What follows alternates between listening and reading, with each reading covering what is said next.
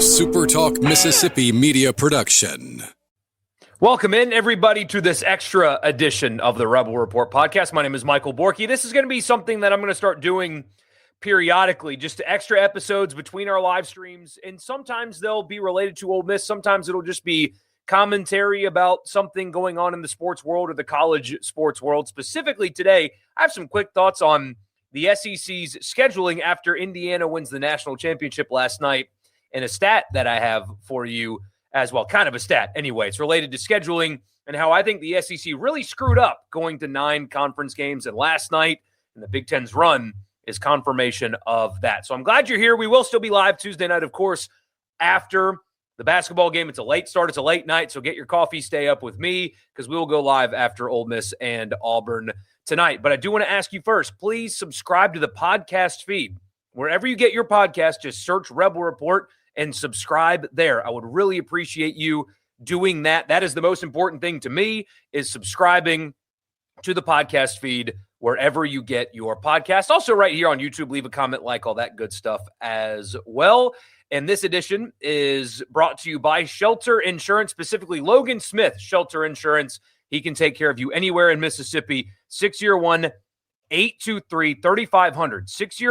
601-823-3500. Auto, home, life, and business. Auto insurance, home insurance, life insurance, and for your business. Don't forget to tell him that I sent you. Logan Smith Shelter Insurance. Also, Priority One Bank. They have 16 locations here in Mississippi, so there's likely to be one near you. They make you their priority every single day with their online banking platform, local loan servicing and decision-making, and more. Check them out at Priority One Bank. Also, Advantage Business Systems, absms.com for all of your office technology needs. So, Indiana wins the national championship last night, 16-0, unbelievable story, all of that stuff. We've talked about the changing landscape in college football, and we'll probably do some of that tonight on the stream as well, if not throughout the week, definitely on the radio show. But the Big Ten has won each of the last 3 national championships: Michigan, Ohio State, and now Indiana. So 3 straight, 3 different teams winning a title. And so already you've got a situation where the playing field seems to have been leveled. The SEC's dominance, although I think the change in that dominance is being a little bit overblown.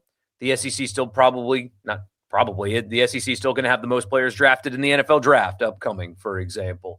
But the playing field has clearly been leveled in college football, and the dominance that the SEC had, the grip that the SEC had on the sport, is clearly ending. You've already had, again, the Big Ten has won 3 consecutive national championships. I know bowl season has varying opinions on whether or not the games matter and stuff like that, but you had a bad bowl season. The Big Ten kind of owned you there, and now you've got a situation in which the SEC has added an additional conference game to its league when they didn't have to. Here's the stat that I want to give you. Michigan, Ohio State, and Indiana, the last 3 national champions, this is from College Football Nerds, at CFB Nerds on Twitter, they did the research, played 0 Power 4 teams out of conference in the regular season. Now, they do have 9 conference games, but they played 0 Power 4 teams out of conference in the regular season. 2023 Michigan, they played ECU, UNLV, and Bowling Green. 2024 Ohio State played Akron, Western Michigan, and Marshall. This year, Indiana played Old Dominion, Kennesaw State, and Indiana State. That is who the last 3 national champions played in non-conference. Now, you guys know me. I'm pro-fan. I want what's best for fans, and if fans wanted better games, if they wanted more interesting games, then great. That's what you're getting now with the SEC, moving to non-conference games while keeping the Power 4 requirements. So you will have 10 Power 4 games on your schedule a year, and that is exciting for fans. Fans want that, right? They want more compelling, exciting games. You want the price of your season ticket to extend further, but here's the thing. They're just going to keep going up and up and up. So how much further are they actually extending? But that's beside the point. The more money that the schools are getting very well could outweigh the need to have the quote-unquote easier schedule. And maybe you disagree with that. If you do, let me know. But to me, I don't think that the increased money was worth what the SEC has decided to do, which is to make the schedules more difficult. You have guaranteed 8 more losses to your league. You have guaranteed it. 8 more losses to your league. And so when you have a situation where Oklahoma and Alabama make the playoff, you're going to add more losses across the board. And does that mean that you're going to reduce the number of teams that make the playoff? Now you've got a situation where the SEC and the Big Ten are at odds about what they want the next format to be. The Big Ten's calling for 24 teams. Well, nobody wants that. The SEC wants 16, but in order to get 16, the Big Ten is saying, yeah, we'll let you have 16 for a little while, but then you're going to go to 24. It has to be in writing. So now they're going to stay at 12. At least that's what it seems like for now. Maybe it could change. So you have the same playoff format. You're not getting an expanded playoff, at least right now. So it's stuck at 12, and you've added 8 losses to your conference. You are going to get left out. You're going to have fewer teams in the playoff because of your own decision. Nobody made you go to 9 conference games. And again, maybe the money's worth it. Maybe the increased meaningful games is worth it to you.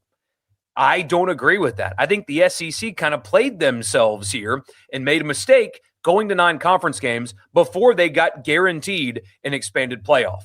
Staying at 12, 8 additional losses in a landscape in which the Big Ten has completely caught up to you, and you can make an argument that the Big Ten has passed you. Not a good decision from the top of the SEC.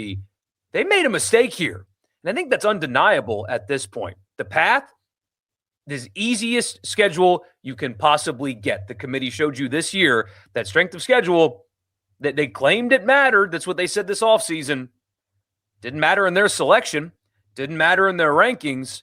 And teams that have played a non-conference schedule like what Indiana did and Ohio State did last year and Michigan did 2 years ago got rewarded. Forgive me for that.